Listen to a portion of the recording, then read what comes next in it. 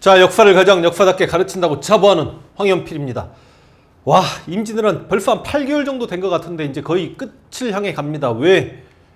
1592년 4월에 조선을 침략했던 임진왜란의 주범 토요토미 히데요시가 조일전쟁 7년 마지막 해인 1598년 8월 달에 18일 날 18 죽습니다.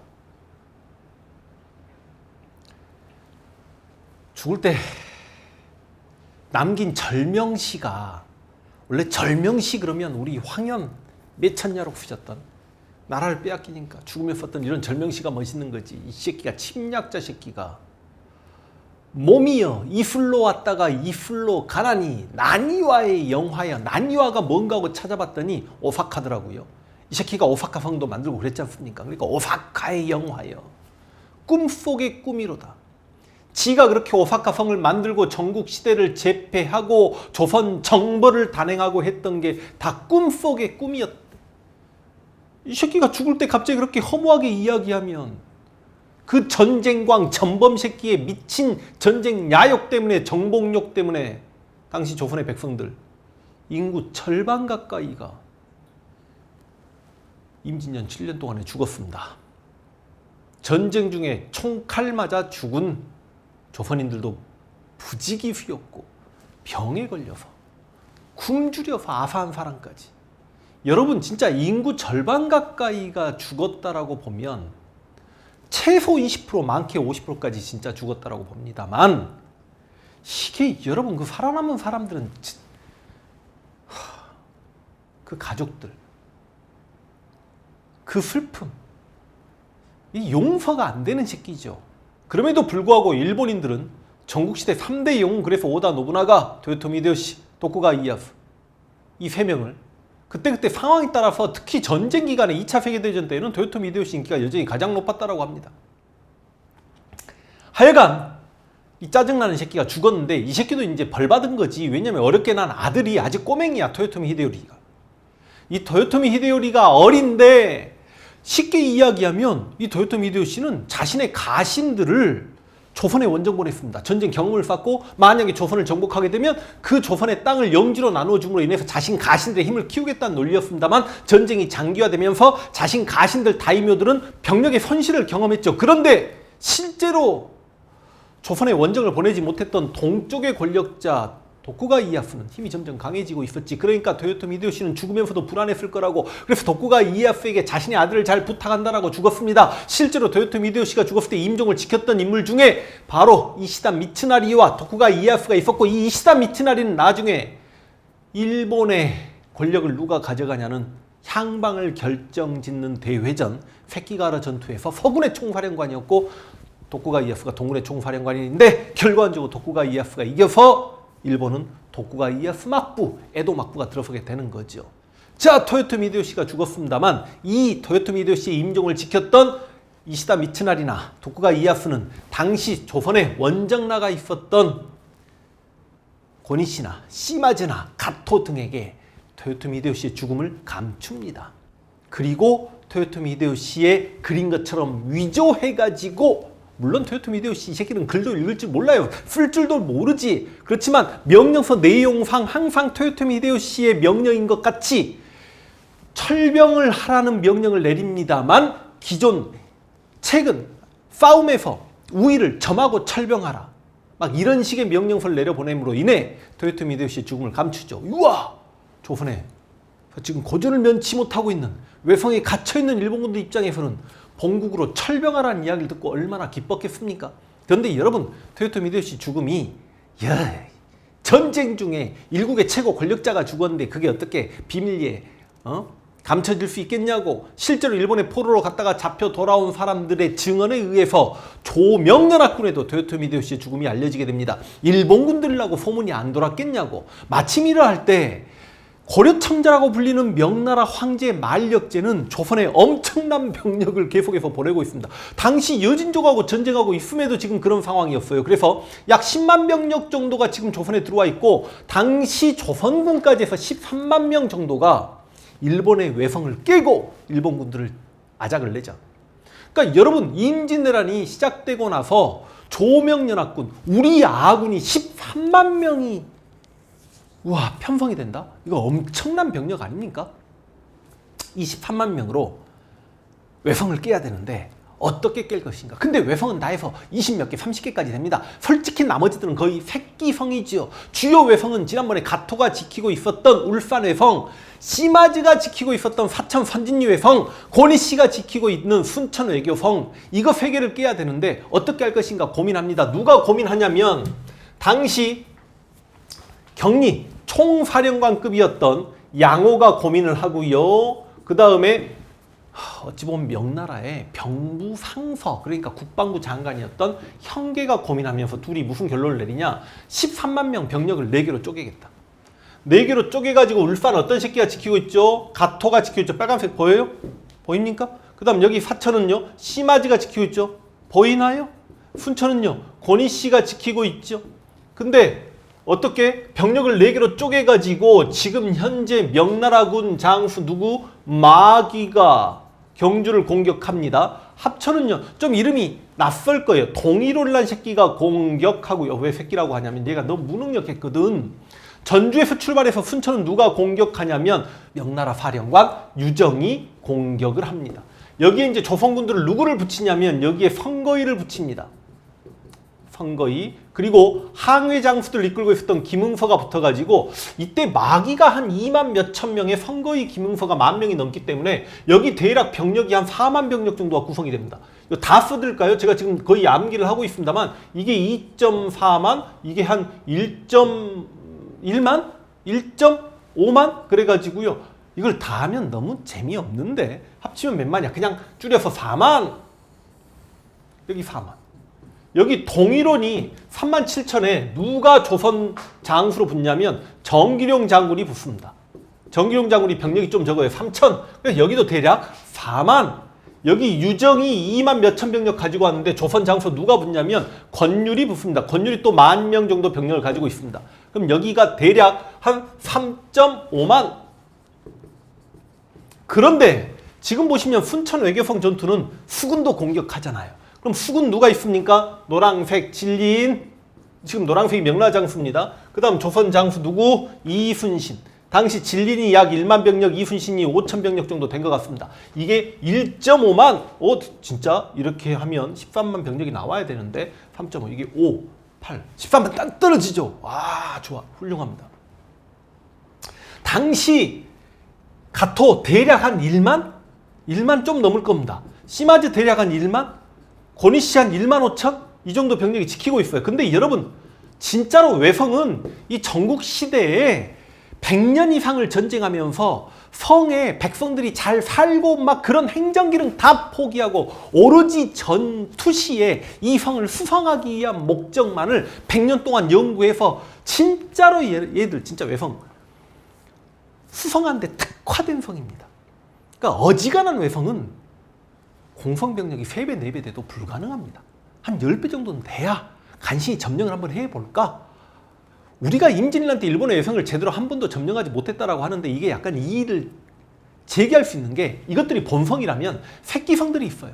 그 새끼성들은 스스로 일본군이 포기합니다. 솔직히 그 새끼성을 이병력으로 공격했으면 전부 다 점령하죠. 그런데 진짜 본성들이 바로 이거, 물론 울산 외성 밑에 울산 외성보다 더 큰 서생포 외성도 있고 부산 외성도 있지만 이 세 개 성을 공격하기로 했고 13만 병력을 4개로 나누어서 공격합니다. 마귀와 선거의 김응서, 특히 김응서 밑에 항해 장수 김충선이 가토의 일군 막 병력을 성 바깥에서 작살 내기도 합니다. 전투 상황이 상당히 유리하게 돌아가나 싶지만 이 울산 외성을 가토가 2번째 지키는데 경험이 있잖아. 실제로 여러분 1차 울산 외성 전투에서 도산성이라고도 이야기하죠. 가토가 갇혀가지고 굶주렸고 목이 말랐고, 그래서 여러분 진짜 천에 고여있는 물을 짜서 마셨고 말을 죽여서 말 피를 마셨고, 그런데 겨울비가 내려서 간신히 살아났고, 이 울산의 성 전투에서 가토가 얼마나 힘들었으면 일본에 돌아가서 구마모토 성을 만들어 놓고 구마모토 성의 가장 풍고 천수각은 토란줄기, 고구마줄기 2개 기록이 있습니다만 그걸로 다다미를 만들었다. 왜? 혹여나 적으로부터 공격받을 때 굶어 죽기는 싫거든. 이때 굶었던 고통이 너무 심했나 봅니다. 가토가 바깥을 항상 행차할 때도 도시락을 싸갖고 다녔다는 일화가 있을 정도 아닙니까? 그런데 이 가토도 바로 울산의 성을 버렸거든요. 서펜포성까지 내려왔는데 토요토미 히데요시가 명령 내려옵니다. 울산의 성 가서 지켜 새끼야. 어차피 울면서 울산의 성 들어갔어요. 근데 마에가 이렇게 공격해 오는 거야. 그런데 울산의 성 들어가면서 얼마나 많은 물과 얼마나 많은 군량미를 가지고 들어갔겠냐고. 그럼 지켜지는 겁니다. 공격을 어떻게 해도 울산의 성을 깨기가 힘들어. 그래서 실제로 선거위가 전사당합니다. 그리고 마에는 다시 경주까지 물러납니다. 그 다음 여러분 지금까지 임진란사 공부하면서 시마지 이야기를 내가 제대로 안 했죠. 여러분 임진란 때 참전했던 일본의 장수들 중에 네임드 랭킹 1, 2위는 막말로 고바야카와 시마즈예요. 전국시대 유명한 새끼들입니다. 대신 나이가 60 가까이 됐죠. 고니시하고 가토는요 거의 30대 초반 나이 들어와서 이제 40 정도 될뚱말뚱 하고 있어요. 근데 이 새끼들은 완전히 누구냐면 토요토미 히데요시의 가신이고 시마즈는 그냥 토요토미 히데요시의 항복한 세력이지요. 그런데 시마즈가 가장 일본 내에서 용맹하다는 사스마 번 아이들을 데리고 와가지고 또 실제로 병력도 많이 안 데리고 왔어. 1만 살짝 넘게 데리고 왔나? 그래서 크게 공을 세우지 않고 강원도 쪽을 담당하기로 했는데 강원도에서 뭐 큰 전투 이긴 것도 없고 막 그러니까 2차 진주성 전투에서 시마지에게 야 네가 시마지 이름값 못해서야 되겠어 하고 토요토미 히데요시가 너 2차 진주성 전투 진짜 제대로 싸워서 저 진주성 점령하지 못하면 내가 너 용서하지 않을 거야. 네 이름값을 너무 못하잖아. 그래서 2차 진주성 전투 시마즈가 앞장서서 2차 진주성을 점령했고요. 그렇게 보면 황진 장군 돌아가시기 전에 이들을 다 맞서서 황진 장군이 이겨내고 있었다는 거 아닙니까? 그리고 실제로 칠천량 해전에서 이 새끼가 공이 제일 커요. 그리고 미리 말씀드립니다만 노량해전이 이순신과 시마즈가 싸운 겁니다. 이 시마즈군에 의해서 이순신 장군이 전사당합니다. 물론 시마즈군 완전히 털렸지만 진짜 개 털렸지만 그게 시마즈입니다. 근데 이 동일원 이 새끼는 시마즈랑 이 장수 수준 차이가 너무 나는 거예요. 그러니까 동일원과 정기룡이 시마즈를 공격하는데 정기룡 장군 같은 경우가 사천고성이라고 작은 성도 점령하고 막 그렇게 합니다. 그러니까 시마즈가 사천외성 새끼성들이 있어요. 새끼 외성들을 후퇴시킵니다. 그래서 사천의 선진이성으로 일본군을 다 모읍니다. 그래서 주변에 있는 작은 성을 점령하게 되니까 동일원이 너무 쉽게 생각하고 전 병력을 몰아가지고 4만 병력이 사천외성을 공격하는데 이건 시마즈가 기다리고 있었던 거지. 사천외성을 수성전을 전개하면서 동일원의 병력이 상당수 작살납니다. 그리고 동일원의 군량을 시마즈 병력이 몰래 나가서 또 불질러버립니다. 그래도 공격을 계속합니다. 동일원과 정기룡이. 그런데 동일원 명나 병력이 공격하는 와중에 사천외성에서 불화사이 날라와가지고요 화약고에 붙어가지고 화약이 빵하고 터져버리네. 그러니까 명나라 군 내에서 화약고가 터져버리니까 아비규환인 상태에서 시마즈가 말 타고 나와가지고 동일원의 명나 병력을 작살을 내버리니 그냥 1만 병력이 죽어요. 대패를 당합니다. 여러분 이 사로 병진 정책이 시행돼가지고 1598년 9월부터 10월 초까지 이렇게 전투가 계속되는데 울산의 성도 실패, 젠장 여기 실패, 울산의 성 살았어요. 사천의 성도 실패. 그러면 이제 권희씨가 있었던 순천의 성만큼은 진짜 점령하고 싶지 않습니까? 권희씨는 진짜 임진왜란을 상징하는 인물이잖아. 일선발이었잖아. 여러분 부산성, 동래성, 상주, 탕금대, 서울 점령까지 이 새끼가 다 했잖아. 그러니까 권희씨 이건 진짜 점령을 해야 되는데 문제는 이 순천 외성, 순천 외교성이라고도 이야기합니다만 순천 외교성을 공격하는 유정 이 새끼가 좀 문제 있는 새끼예요. 솔직히 말씀드리면 당시 명나라 장수로 참전했던 임진왜란에 참전했던 모든 장수 중에 실제로 용맹함에 있어서 랭킹 1위는 유정입니다. 명나라 측 기록을 보면. 근데 이 자식이 남의 나라 와서 전쟁하는 걸 조금 꺼려하는 좀 그런 부분이 있어요. 좀 대충 하려고 해. 그래서 실제로 유정이 순천 외교성을 공격하려다가 자신의 병력 손실 당하기 싫은 거지. 그래서 권희씨와 휴전 회담을 하자라고 이야기합니다. 근데 권희씨가 실제로 자기도 전투하기 싫어. 그러니까 유정과 회담을 하려고 해. 실제로 권희씨 부하들은 함정일 수 있으니까 조심하십시오. 함에도 불구하고 권희씨가 유정을 만나러 갑니다. 근데 당시 유정 이게 함정이었어. 권희씨를 죽이려고 매복을 시켜놓고 있었어요. 근데 권희씨는 그걸 모르고 가고 있는데 진짜로 이게 하늘이 권희씨 편인가? 물론 이 새끼 나중에 새끼가 알아 전투에 져서 목이 잘립니다만 매복에 있는 명나라 군대에서 총기 오발사고가 나요. 빵 하고 총소리가 들리니까 놀라가지고 권희씨가 이거 분위기가 이상한데 하고 순천 외교성으로 도망쳐 숨어버립니다. 그러니까 이제 유정이 어쩔 수 없이 권율과 함께 공격을 하죠. 그런데 첫날 공격을 해봤더니 이 1만 5천 병력이 있는데 합쳐 3만 5천이 공격해서 뚫을 수 있는 외성이 아니야. 더군다나 이 순천 외교성이요, 북쪽과 동쪽과 남쪽은 완전히 바다로 둘러싸여 있기 때문에 공격할 수 있는 루트가 서쪽밖에 없어요. 그래서 첫날 공격에서 상당수 병력이 죽습니다. 유정 병력이 뭐 수백 명이 죽어요. 그러니까 유정이 그 다음부터는 공격할 의지를 상실을 합니다. 그래서 이렇게 이야기합니다. 권율에게. 이번에는 조선군이 한번 공격해 보시겠습니까? 우리 명나라군은 뒤에서 받치고 있겠습니다. 아니, 조선 병력이 1만 병력 있어, 권율이. 1만 병력으로 1만 5천이 지키는 권희씨의 순천 외교성이 점령이 되겠냐고. 이러한 판국이지만 물론 순천 외교성은 이제 조명연합군 수군까지 함께 육군과 수군이 병진해가지고 공격을 합니다. 이순신 장군이 외교성을 공격하는데 솔직히 이게 지금 제가 만든 지도는 아니죠. 근데 지도에 약간 좀 오류가 있는 것 같아요. 정확하게 어느 쪽을 공격하냐면 이쪽 전라 옛날 자수형을 돌아서 이렇게 공격하는 게 맞습니다. 그럼 순천 외교성 지도를 한번 볼까요? 이순신 장군 이야기를 해야 되는데 여기 아까 제가 말씀드린 내용이 이렇게 돼 있죠. 여기도 지금 이렇게 공격이 들어갔는데 이렇게 들어가는 게 맞아요. 지도를 다시 한번 보겠습니다. 여러분 지도가 잘 안 보이겠습니다만 옛날 전라 좌수형이 이쪽이죠. 그리고 순천 외교성이 이쪽에 이렇게 딱 붙어 있습니다. 이게 지금 전부 다 간척 사업된 거예요. 그럼 여러분 순천 외교성을 실제로 이순신 장군이 공격했으면 이쪽에서 공격했다는 게 더 맞겠죠? 이해되십니까? 자, 그래서 더 큰 지도로 한번 보시면 순천 외교성이 어딨냐면 여기가 순천 외교성입니다, 여러분. 그리고 지금 여기는 전부 다 간척지예요. 간척지면 예전에는 이렇게 육지는 이렇게 만들어져 있습니다. 이게 다 육지예요. 그리고 이 간척지는 전부 다 그냥 바다입니다. 진짜 여러분 이렇게 돼 있어야 돼요. 이게 전부 다 간척지입니다. 그러니까 지금으로 치면 여러분 이거 답이 안 나오네, 지도가. 그리고 여기에 뭐 송도와 장도가 있어요. 여러분 이순신의 수군이 공격해가지고 이 장도에 굴량미를 권희씨가 그러니까 수군을 여기에 좀 놔두고 있었는데 굴량미 창고 다 불태워버리고 일본 해선을 30척을 격침시킵니다. 일본 해군 거의 1000명 이상을 사살함과 동시에 납포만 11척을 합니다. 그러니까 솔직히 이야기하면 수군은 승리합니다. 그러니까 우리가 순천 외교성 전투를 해전으로 보면 이걸 장도 전투라고 합니다. 장도는 지금 육지가 돼버렸습니다. 그리고 장도를 완전히 점령한 이순신이 진린과 함께 순천 외교성을 공격합니다만 솔직히 해군이 바다에서 성을 공격하기는 쉽지가 않죠. 왜냐하면 일본도 화포라는 게 있을 거 아닙니까? 지지대가 훨씬 단단한 육지에 더 높은 곳에 화포를 쏴놓고 함께 쏘기 때문에 굳이 사정거리가 우리가 더 길다라고 말하기 힘든 구조도 있고, 또 순천 외교성에 혹여나 나중에 애들이 후퇴할 때 자신들의 병력을 실어나가기 위해서 외군 함대가 300척 가까이 있어요. 솔직히 권희씨의 함대 숫자가 장난이 아닙니다. 근데 이걸 방파제가 보호하고 있어요. 공격을 하고 싶은데 썰물이 되면 여기가 갯벌이 됩니다. 그래서 공격할 수 있는 시간도 확보가 안 돼요. 굉장히 애로사항을 겪습니다. 그런데 이 과정에서 공격을 하다가 진린의 명나라 수군 약 39척, 사선과 호선 39척이 여기 썰물에 딱 하고 꽂혀버립니다. 우리 조선의 판옥선 3척도 갯벌에 꽂혀버립니다.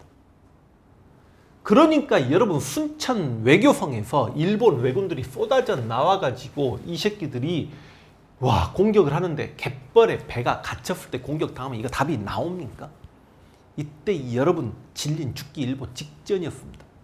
그러니까 이 진린을 구하기 위해 이순신 장군이 거의 우리 판옥선이 갯벌에 꽂히기 전까지 바다에 떠가지고 계속 활을 쏴주고 포를 쏘면서 구해내려고 노력을 합니다만 이 와중에 명나라 수군 800명이 죽습니다. 그러니까 명나라 군인들이 일본 왜군대에 끌려가면서 뭐 중국말로 살려달라고 막 아우성이었다라고 합니다. 근데 그 상황에서도 조선의 판옥선 3척은 갯벌에 갇혀있는 상황에도 버텨냅니다. 그만큼 이순신의 수군이 훈련이 잘 돼 있었다는 거 아닙니까? 판옥선에서 막 활을 쏘고 판옥선을 기어오르는 왜군들 막 대가리 척 가면서 버텨낸 거죠. 그만큼 판옥선이 큰 배였기 때문에 판옥선에 올라타기도 쉽지 않았고 불태우기도 쉽지 않았던 것 같습니다. 그리고 밀물이 들어가니까 이순신의 함대가 들어가가지고 우리 판옥선 3척과 명나라 수군제독 진린을 구출해내서 돌아옵니다. 근데 이렇게 수군이 맹렬히 공격하고 있을 때 유정은 여기서 와 하고 함성만 지르고 있고 공격을 안 해요. 그러니까 와 하고 함성 소리가 들렸기 때문에 진린과 이순신은 우와 육군이 선전하고 있나 보다, 순천 외교성이 거의 점령하나 보다 하고 이렇게 가까이 접근해서 공격하다가 갯벌에 갇혔는데 알고 봤더니 수군 열심히 공격하라고 뒤쪽에 숨어가지고 와 하고 소리만 지르고 있었던 거였어. 이런 게 기록으로 굉장히 자세하게 많이 나옵니다. 그러니까 진린이 얼마나 화가 났겠습니까? 이순신 때문에 간신히 살아났지만 자신의 병력 800명이 죽었으니. 그래서 진린 유정 진영까지 갑니다. 그래서 실은 유정이 약간 계급이 더 높거든요. 그럼에도 불구하고 진린 열받아가지고 유정 사령관의 장군기 숫자 깃발을 찢어버립니다. 근데 그럼에도 불구하고 유정이 아무 말 못해요. 미안하지, 할 말이 없잖아. 유정이 뭐라고 이야기하냐면 내 부장들이 능력이 없어서 그래, 나 혼자 어떻게, 나만 싸움을 잘한다고 이길 수 있는 전투가 아니잖아. 그러니까 진린이 욕이란 욕은 다 하고 이때 유정과 진린의 관계는 완전히 작살나버립니다. 그래서 결과적으로 순천 외교성 전투 성공하지 못하고 실패하게 되는데, 또 아니 후퇴하는 과정도 너무 코미디인 게 유정이 권율에게 이렇게 이야기합니다. 권율 장군, 아니 어차피 당신 병력으로 이 순천 외교성 점령할 수 있어? 그러니까 권율이 힘들 것 같은데요. 아 그럼 뒤로 빠져. 왜 엄한 군인들을 죽여? 대신 철수할 때 권희 씨가 후방을 공격할 수 있으니 군량미 전부 다 성 앞에 쌓아놓고 나가. 군량미하고 무기를 성 앞에 쌓아놓고 병력이 빠지는 거예요. 그러니까 권희 씨도 진짜로 놀래가지고 저것도 함정 아니야? 유인작전 아니야? 하고 실제로 공격하지 못합니다. 이렇게 코미디같이 후퇴를 해요. 그러니까 여러분 진린 이순신도 결과적으로 순천 외교성을 점령하지 못합니다. 이것 가지고 이순신의 패전이라고 이야기할 수 없죠. 왜냐하면 권희 씨의 수군 병력은 장도해전을 통해서 이순신이 압도적으로 승리했기 때문에, 실제로 이 300여 척의 함대가 이순신의 함대가 무서워서 빠져나오지도 못하고 있기 때문에 실은 이게 육군의 실패라고 봐야 됩니다. 그래서 사로 병진책은 실패하게 됩니다. 그러니까 내가 여기서 아쉬웠던 게 뭐냐면, 아니 조명연합군이 13만 병력이 모였는데 이 새끼들은 왜 병력을 4개로 쪼갰냔 말이죠. 내가 만약에 이 당시 사령관이었더라면, 죄송합니다, 제가 뭐 이들만큼 저 이 시대에 살았으면 그냥 나이 40대에 병졸로 참전했겠습니다만, 만약에 사령관이었다면 저는 어디를 때렸냐? 여기를 때립니다. 13만 병력으로 어떻게 해도 사천회성을 깨서 여기 있는 사천회성을 13만 병력이 공격해서 점령을 하게 되면 권희 씨는 완전히 갇힙니다. 어찌 할 바를 모르게 되는 거고, 또 이쪽에서 동쪽으로 공격해 가면서 부산까지 압박을 할 수 있었겠죠. 아니 여러분, 아니 외성이 공격하기 쉽지 않은 성이라는 거 알았더라면 최소한 공성 병력이 수성하는 병력이 10배 이상을 확보해놓고 공격을 했으면 가능하지 않았을까요? 왜 병력을 쪼개가지고 결과적으로 일본의 본성급 외성은 단 하나도 점령하지 못하는 이런 치욕스러운 역사를 우리에게 남겼냔 말이지. 이건 명나라 입장에서도 치욕스러운 겁니다. 물론 명나라군 입장에서 남의 나라 전투에 와가지고 얼마나 목숨 걸고 싸우고 싶겠습니까? 자신들의 목표는 조선 땅에서 일본군이 물러나면 되는 거니까 어찌 보면 명나라군 입장에서는 유정이 현명한 것일 수도 있겠습니다만, 진리는 이순신에게 그만큼 매료되었기 때문에 이순신의 심정에 입각해서 조선인처럼 싸우려고 했던 측면 때문에 진린이 조금 예쁜 모습도 보입니다만, 자 이제 권희 씨는 집에 가야 될 거 아닙니까? 자기 대빵도 죽었고. 근데 권희 씨가 또 탐욕스러운 진린의 그 부분을 살짝 더 이제 건들려고 하고, 명나라 군대는 권희 씨를 보내주려고 하는데 이순신은 권희 씨를 얌전히 일본 섬나라로 돌려보낼 생각이 전혀 없거든요. 그래서 바로 권희 씨 죽이려다가 전개된 해전이 바로 노량해전이고, 이제 그 임진왜란의 마지막 전투, 그리고 제가 생각할 땐 정말 역사상 최고의 해전, 노량해전 이야기를 다음 시간부터 시작합니다.